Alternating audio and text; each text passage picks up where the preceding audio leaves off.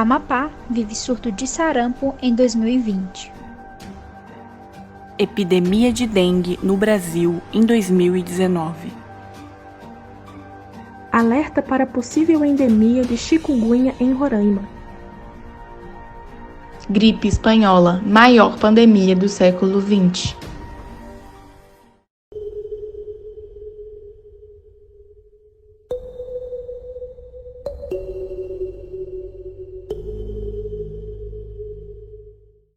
Inicialmente, a vigilância epidemiológica pode ser definida como um sistema de coleta, análise e disseminação de informações relevantes para a prevenção e o controle de doenças e agravos.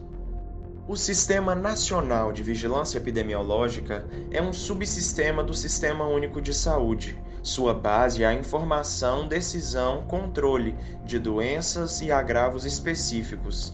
Tem como principais objetivos elaborar, recomendar e avaliar as medidas de controle e o planejamento.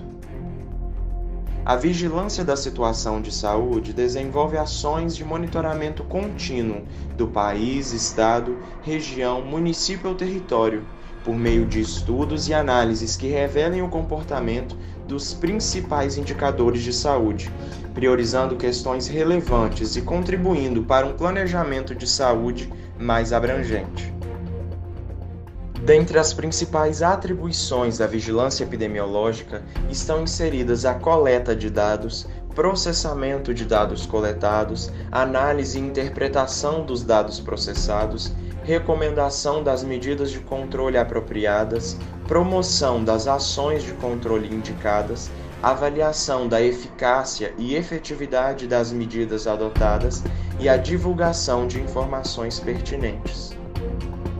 A investigação epidemiológica é um trabalho de campo que deve ser iniciada imediatamente após a notificação de casos, clinicamente declarados ou suspeitos e seus contatos, que tem como principais objetivos identificar fonte e modo de transmissão, grupos expostos a maior risco, fatores determinantes, confirmar o diagnóstico e determinar as principais características epidemiológicas. O seu propósito final é orientar medidas de controle para impedir a ocorrência de novos casos. Um sistema de vigilância epidemiológica bem estruturado detecta precocemente surtos, epidemias, endemias e até pandemias. O surto acontece quando há o aumento repentino do número de casos de uma doença em uma região específica. Para ser considerado surto, o aumento de casos deve ser maior do que o esperado pelas autoridades. Além da pandemia da Covid-19, o Amapá vive um outro surto que pode sobrecarregar o sistema de saúde. Já são 320 casos confirmados até este mês de maio, contra 297 em todo o ano passado, e em 2019 foram registrados apenas 2 casos de sarampo no estado. Vale destacar que o sarampo pode provocar sequelas de lesões graves neurológicas e até levar à morte sem vacina. A epidemia se caracteriza quando um surto acontece em diversas regiões, podendo ser municipal, estadual ou nacional.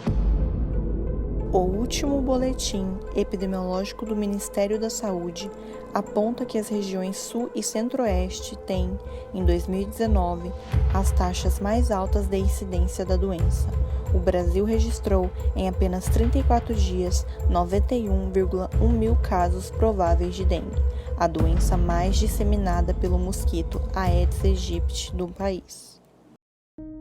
A endemia não está relacionada a uma questão quantitativa. Uma doença é classificada como endêmica ou típica de uma região quando acontece com muita frequência no local, podendo também ser sazonal. Nesse ano de 2017, em Roraima, já são 285 casos confirmados de chikungunya e 641 estão em investigação. O número é 46 vezes maior do que o registrado entre janeiro e maio de 2016, quando 6 pessoas foram diagnosticadas com chikungunya em todo o estado. Em uma escala de gravidade, a pandemia é o pior dos cenários. Ela acontece quando uma epidemia se espalha por diversas regiões do planeta. A maior pandemia do século XX, segundo historiadores, fez 50 milhões de vítimas e deixou lições importantes que até hoje servem de referência. O vírus da gripe espanhola era um subtipo de outro que hoje conhecemos bem, o influenza A H1N1.